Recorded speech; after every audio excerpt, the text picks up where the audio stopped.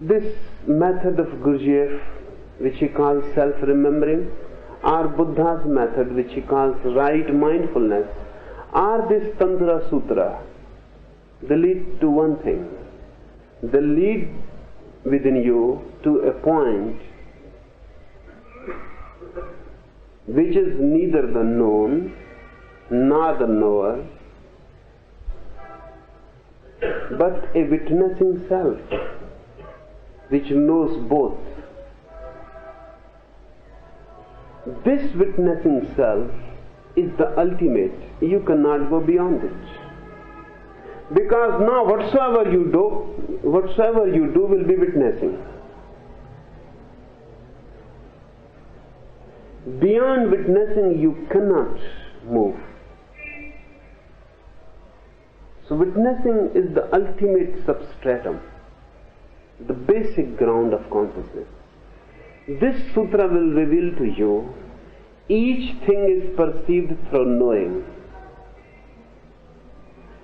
The self shines in space through knowing. Now perceive one being as knower and known. If you can perceive in yourself one point which is both knower and known, then you have transcended object and subject both.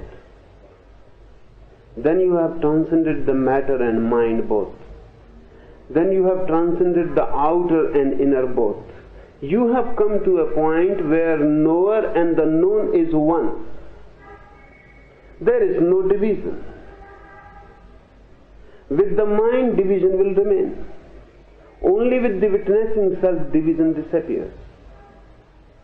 With the witnessing self, you cannot say who is known and who is the knower. It is both. But this has to be based on experience. Otherwise, it becomes a philosophic discussion. So try it to experiment. You are sitting near a rose flower. Look at it.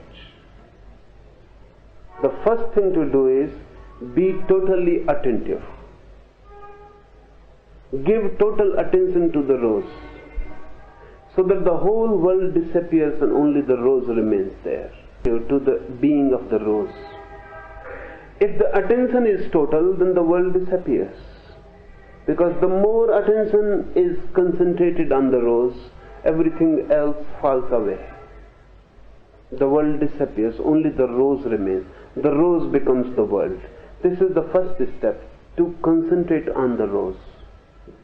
If you cannot concentrate on the rose, it will be difficult to move to the knower, because then your mind is always divergent. So concentration becomes the first step towards meditation. Only the rose remains. The whole world has disappeared. Now you can move inwards. Now the rose becomes the point from where you can move. Now see the rose and start becoming aware of yourself, the knower. In the beginning, you will miss. When you will shift to the knower, the rose will drop out of consciousness. It will become faint. It will go away, distant. Again you will come to the rose and you will forget the self. This play will go on hide and seek. But if you persist, sooner or later a moment will come when suddenly you will be in between. The knower, the mind and the rose there, and you will be just in the middle, looking at both. That middle point, that balancing point is the witness. And once you know that, you have become both. Then the rose, the known, and the knower, the mind, are just two wings of you. Then the object and subject are just two wings.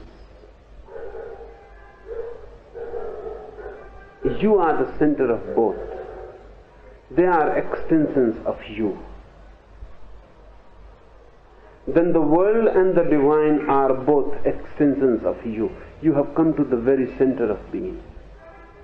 And this center is just a witness.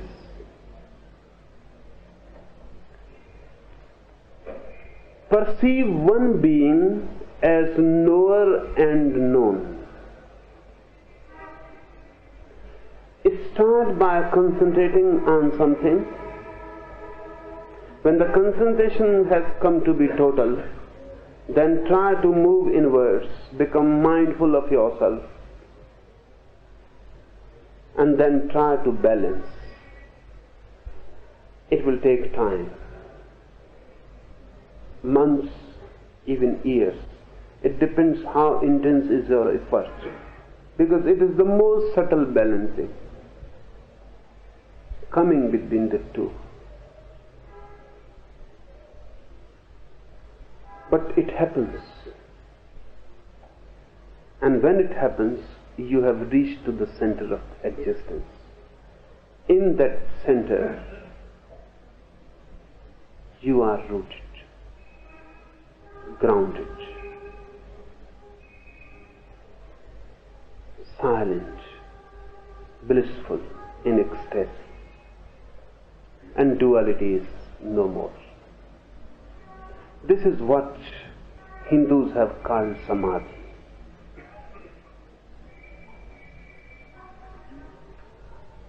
This is what Jesus will call the kingdom of God.